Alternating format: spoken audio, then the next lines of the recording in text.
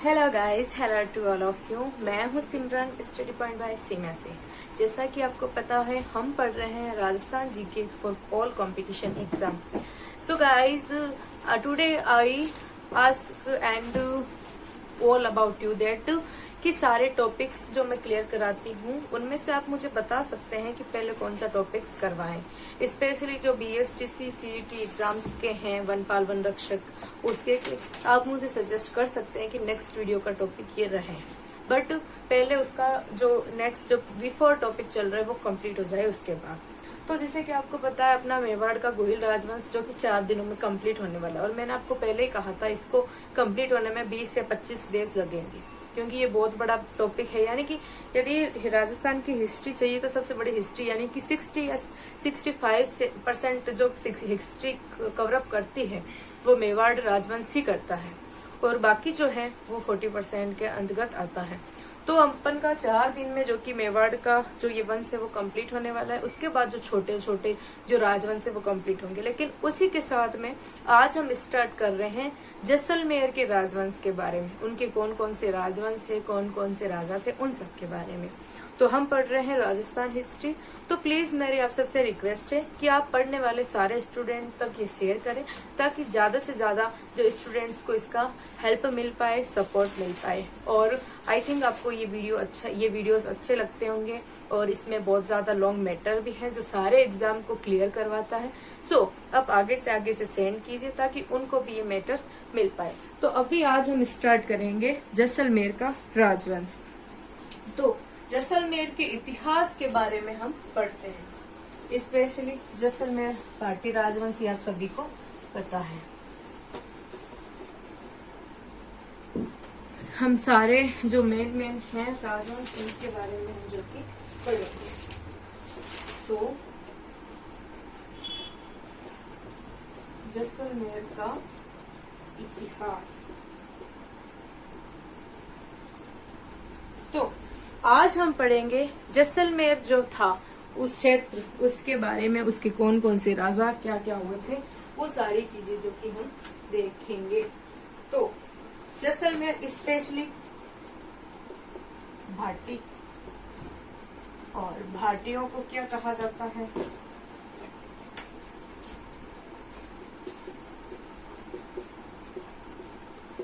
तो भारत रक्षक।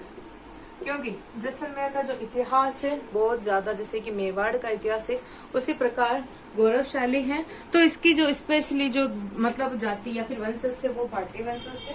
इनको जो कि भारत का रक्षक कहा जाता है। और इसी के बाद में इनके अतिरिक्त इनको जो कि ज्वाला यादव पति के विरुद्ध भी नवाजा जाता है,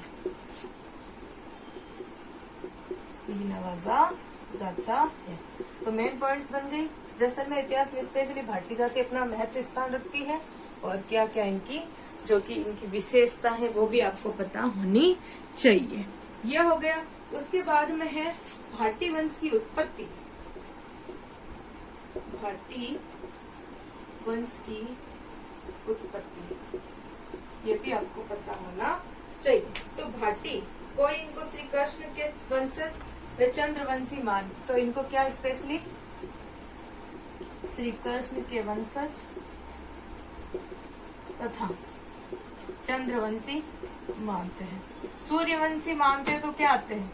भगवान श्री राम, उनको सूर्यवंशी माना जाता है। और श्री कृष्ण को चंद्रवंशी। आपको पता होगा कि इनका जन्म कृष्ण पक्ष में हुआ था, तो उसी के आधार पर और इनका उदय, भाटी शाखा का उदय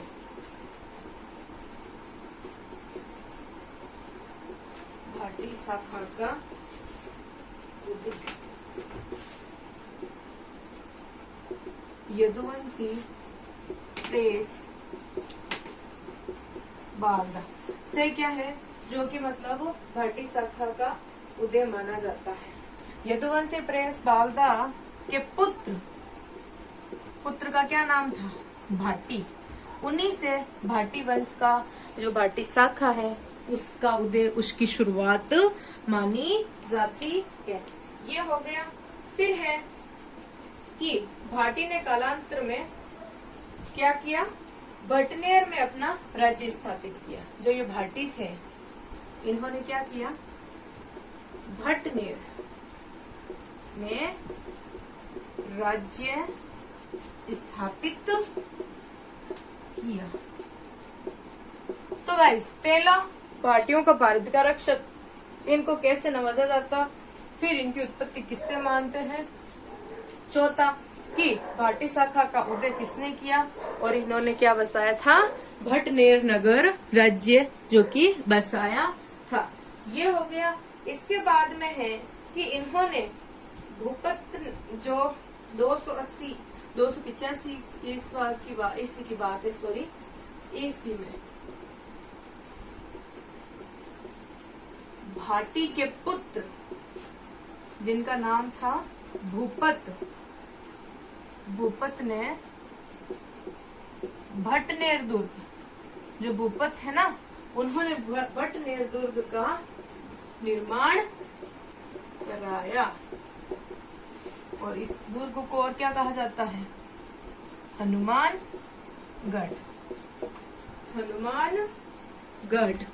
तो गाइस, पहला भारत का रक्षक, कृष्ण के वंशज और चंद्रवंशी, और भाटी शाखा का उदय कैसे हुआ, फिर भटनेर राज्य किसने स्थापित किया, भाटी ने, फिर भटनेर का दुर्ग किसने, भाटी के पुत्र भूपत ने 285 ईसा पूर्व। ये बहुत ज्यादा इम्पोर्टेंट है क्योंकि ये क्वेश्चन भटनेर दुर्ग और आपके जो वो लोहागढ़ है उसका स्पेशली क्वेश्चन आता है। और भटनेर दुर्ग को हनुमानगढ़ भी कहते हैं क्योंकि ये मंगलवार के दिन इसका जो कि निर्माण जो कि स्टार्ट हुआ था, इसीलिए इसको हनुमानगढ़ भी कहा जाता है। ये हो गया यहाँ तक। अब पढ़ते हैं आगे।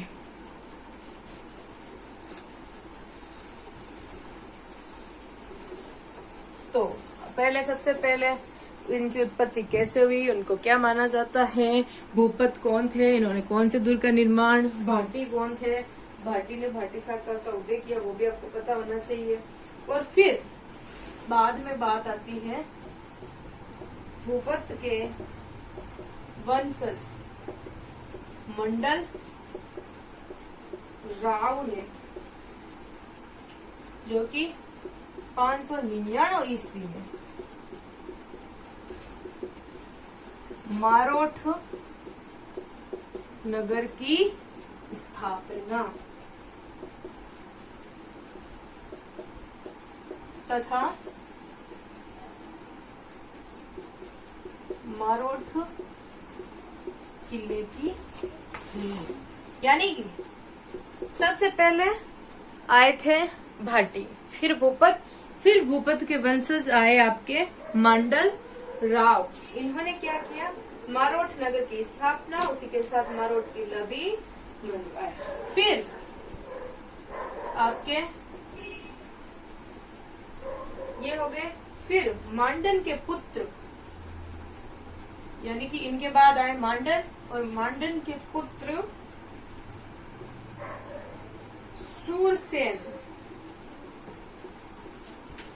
सूरसेन ने नींव तो किसने रखी, मांडन राव ने। और पूरा होने के बाद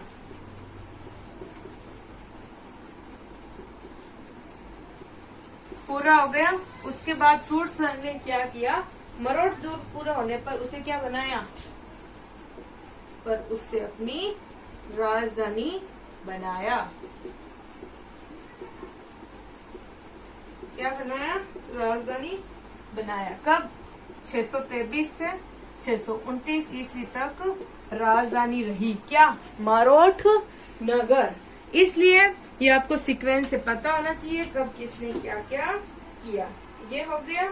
फिर इसी ने क्या किया था, भट्टिक संवत का प्रारंभ, भट्टिक संवत का प्रारंभ। क्वेश्चन बनते जा रहे हैं। पहले के तो वे क्वेश्चन क्या क्या, इनकी उत्पत्ति कैसे हुई, इनको क्या क्या कहा गया और इनके चंद्रवंशी, कृष्णवंशी, फिर इन्होंने भटनेर दुर्ग का निर्माण भूपत ने, भाटी शाखा का उदय भाटी ने, फिर उसके बाद में मरोठ किले का निर्माण किसने करवाया, ये हो गया छठा क्वेश्चन। फिर दुर्ग की राजधानी किसने बनवाई, ये हो गया। फिर भट्टिक संवत, आठवां क्वेश्चन। मतलब सारे क्वेश्चन बनते ही जा रहे हैं। और फिर उनके बाद में जैसे कि अन्य में आप ले लो, अन्य वंशज और भी हैं, क्योंकि सबका पता होना जरूरी है। तो केहर था एक राजा इनके बाद। तो इन्होंने 8वीं शताब्दी में केहरोट दुर्ग का निर्माण करवाया तथा कन्नौट दुर्ग की नींव। तो यहाँ तक पढ़ ली, ये तो थे मेन वंशज जो थे यहाँ के। फिर अन्य वंशजों में केहर, जिन्होंने 8वीं शताब्दी में केहरोट दुर्ग का निर्माण प्लस कन्नौट दुर्ग की नींव। तो ये क्वेश्चन भी आपके लिए वेरी इंपॉर्टेंट है कि केहरोट दुर्ग कहाँ है पहली बात तो, फिर उसका निर्माण किसने करवाया और कौन से टाइम में करवाया, ये भी आपको पता होना चाहिए। ये हो गया। इसके बाद है इनके वंशज, केहर के वंशज तणु ने 787 ईस्वी में नींव तो किसने रखी, केहरोट ने। पूरा किसने करवाया, केहर ने। पूरा किसने करवाया, तणु ने। दुर्ग का निर्माण जो कि कौन कराया, किसने, तणु ने। और इसी के साथ में इन्होंने तन्नौट माता मंदिर जैसलमेर का निर्माण करवाया। ये हो गया। अब क्वेश्चन ये बनता है कि जो तन्नौट माता है इनको क्या कहा जाता है, थार की वैष्णो देवी। थार की वैष्णो देवी, ये भी आपको पता होना चाहिए। तो पहली बात ये हो गया, मंडल राव ने मरोठ नगर और किले का नींव, और फिर सूरसेन ने मरोठ दुर्ग को पूर्ण और अपनी राजधानी। भट्टिक संवत की प्रारंभ इन्होंने किया। केहर ने केहरोट दुर्ग का निर्माण और तन्नौट दुर्ग की नींव। फिर तनु ने इसको आगे बढ़ाया, तन्नौट दुर्ग का निर्माण, तन्नौट माता का मंदिर का निर्माण, और तन्नौट माता को क्या कहा जाता है, थार की वैष्णो देवी। तो ये हो गया 9वां क्वेश्चन, केहरोट दुर्ग किसने। फिर 10वां क्वेश्चन आता है तन्नौट दुर्ग का निर्माण किसने, और फिर तन्नौट माता को क्या कहा जाता है। 11वां क्वेश्चन, थार की वैष्णो देवी। क्वेश्चन आ सकता है एग्जाम में, थार की वैष्णो देवी किसे कहा जाता है, तो थार की वैष्णो देवी तन्नौट माता को कहा जाता है। ये हो गया। अब तणु के बाद में आते हैं विजयराज। ये अन्य शासक है जिनकी छोटी मोटी उपलब्धियां हैं, लेकिन तन्नौट माता मंदिर, दुर्ग और केहर ने केहरोट, ये बहुत इंपॉर्टेंट है। ये छोटे छोटे क्वेश्चन आते हैं। और स्पेशली थार की वैष्णो देवी किसे कहा जाता है, तन्नौट माता, ये भी क्वेश्चन आता है। ये हमने जब लोक देवियां पढ़ी थी उसमें आया था। अब बात आती है तणु के वंशज।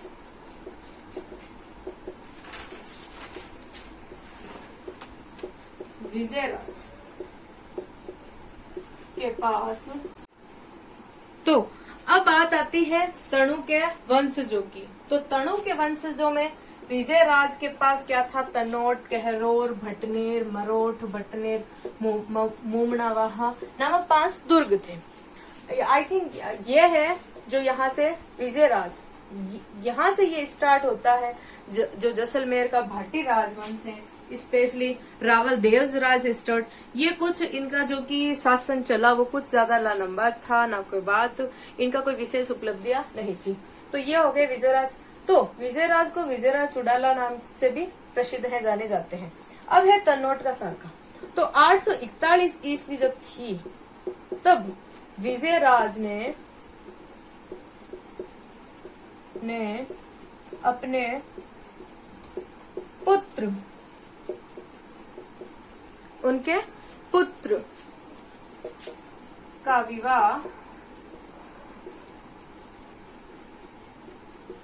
वराह राजपूतों के साथ,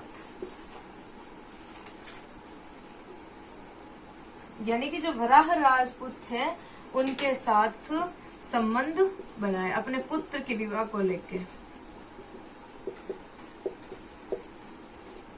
पुत्र का विवाह यानी कि जो वराह राजपूत हैं उनकी कन्या के साथ और वराह राजपूतों के साथ वैवाहिक संबंध बनाने के लिए जो कि क्या किया विजयराज ने, इसमें मतलब अपने पुत्र का विवाह 841 ईस्वी में जो कि वराह राजपूत के साथ करना चाहा। और इनके पुत्र जो थे देवराज, साथ में वराह राजपूत की पुत्री। लेकिन इन वराह राजपूतों ने क्या किया, इन वराह राजपूतों ने धोखे से, छल से इन पे विजयराज पे जो कि आक्रमण कर दिया। सारे लोग मारे गए इसमें, ओनली फॉर देवराज जो कि देववश एक भगवान का चमत्कार मानो, आशीर्वाद मानो, ये बच गए और इन सब की हत्या हो गई। इसीलिए इसको तनोट का साका कहा जाता है। तो गाइस ये यहाँ पे आपके तनोट का साका हो गया। अब हम नेक्स्ट वीडियो में पढ़ेंगे आपके राजा जो देवराज थे, इनके बाद में और इनके कौन कौन से वंशज थे, फिर जैसलमेर राजवंश कैसे आगे बढ़ा उसके बारे में। आई होप आपके लिए हेल्पफुल होगा, आपको सपोर्ट करेगा और आपके एग्जाम में वेरी इंपॉर्टेंट एंड मोस्ट रहेगा। और आपके एक भी क्वेश्चन ऐसा ना होगा जो आप ना कर पाए, सारे क्वेश्चन आप अच्छे से क्लियरली जो कि पुट अप कर पाओगे। थैंक यू सो मच और जय हिंद, जय भारत, जय राजस्थान।